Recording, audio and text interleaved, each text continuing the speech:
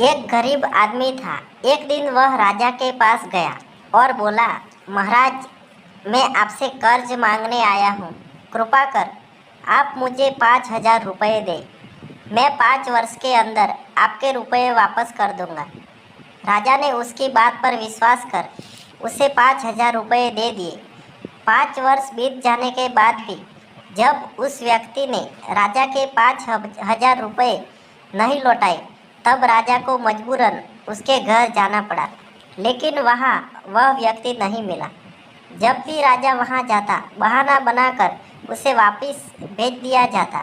एक दिन फिर राजा उस व्यक्ति के घर गया। वहाँ और कोई तो नहीं दिखा, एक छोटी लड़की बैठी थी।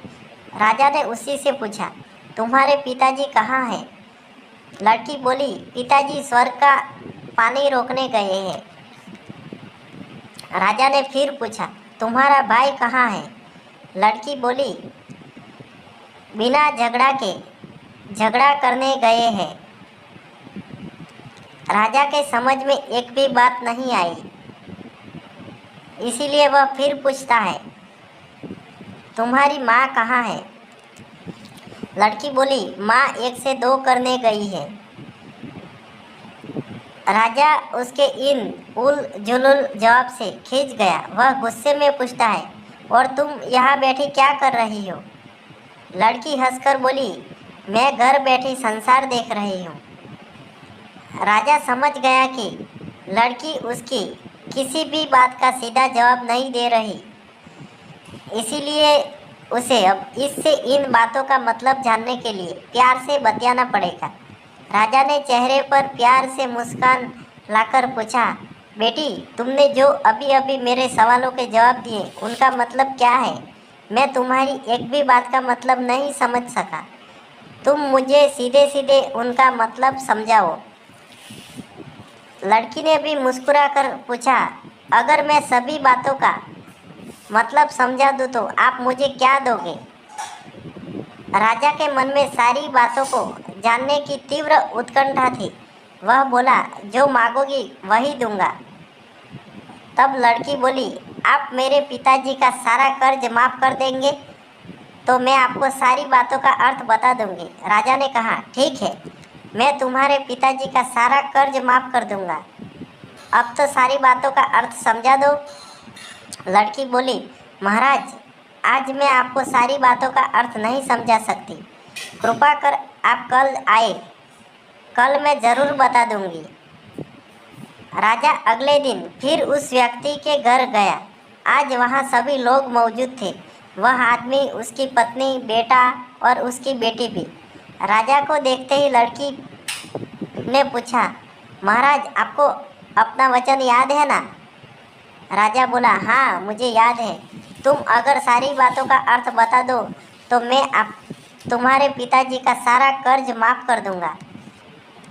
लड़की बोली, सबसे पहले मैंने यह कहा था कि पिताजी स्वर्ग का पानी रोकने गए हैं। इसका मतलब था कि वर्षा हो रही थी और हमारे घर की छत से पानी टपक रहा था। पिताजी पानी रोकने के लिए छत को मरम्मत कर रहे थे, यानी वर्षा का पानी आसमान से ही गिरता है, और हम लोग तो यही मानते हैं कि आसमान में ही स्वर्ग है। बस पहली बात का अर्थ यही है। दूसरी बात मैंने कही थी कि भैया बिना झगड़ा करने गए हैं। इसका मतलब था कि वे रेंगनी के कांटे को काटने गए थे। अगर कोई भी रेंगनी के कांटे को काटेगा तो उसके शरीर में जहाँ तहाँ कांटा गड़ ही जाएगा, यानी झगड़ा नहीं करने पर भी झगड़ा होगा और शरीर पर खरोच आएगी। राजा उसकी बातों से सहमत हो गया। वह मन ही मन उसकी चतुराई की प्रशंसा करने लगा। उसने उत्सुकता के साथ पूछा, और तीसरी चौथी बात का मतलब बेटी? लड़की बोली, महाराज, तीसरी बात मैंने कही थी कि माँ 1 से 2 करने गई है। इसका मतलब है कि माँ अरहर दाल को पीसने, यानी उससे 1 का 2 करने गई है। अगर साबुत दाल को पीसा जाए तो 1 दाना का 2 भाग हो जाता है, यानी यही था। एक का दो करना। रही चौथी बात, तो उस समय मैं भात बना रही थी और उसमें से मैं एक चावल निकाल कर देख रही थी कि भात पूरी तरह पका है कि नहीं। इसका मतलब है कि मैं चावल देखकर ही जान जाती थी कि पूरा चावल पका है कि नहीं। अर्थात चावल के संसार को मैं घर बैठी देख रही थी।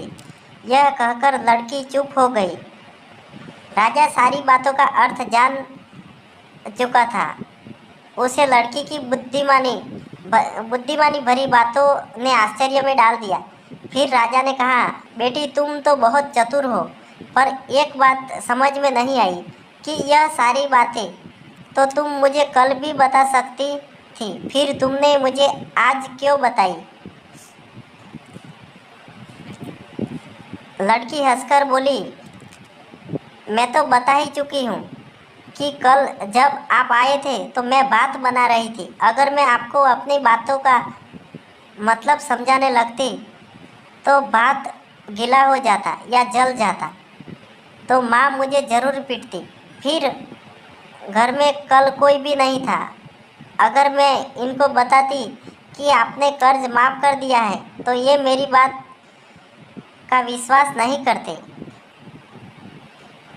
आज स्वयं आपके मुंह से सुनकर कि आपने कर्ज माफ़ कर दिया है, जहां इन्हें इसका विश्वास हो जाएगा और खुशी भी होगी। राजा लड़की की बात सुनकर बहुत ही प्रसन्न हुआ। उसने अपने गले से मोतियों की माला निकाल उसे देते हुए कहा कि बेटी यह लो अपने चतुराई का पुरस्कार। तुम्हारे पिताजी का कर्ज तो मैं माफ़ कर ही चुका हूँ। अब तुम्हें या तुम्हारे घर वालों को मुझसे बहाना नहीं बनाना पड़ेगा। अब तुम लोग निश्चिंत होकर रहो। अगर फिर कभी किसी चीज़ की ज़रूरत हो तो बेझिझक होकर मुझसे कहना। इतना कहकर राजा लड़की को आशीर्वाद देकर चला गया। लड़की के परिवार वालों ने उसे खुशी से गले लगा लिया। तो दोस्तों, कैसी लगी कहानी कमेंट में ज़रूर बताइए और इस चैनल को सब्सक्राइब कीजिए। दिल से धन्यवाद।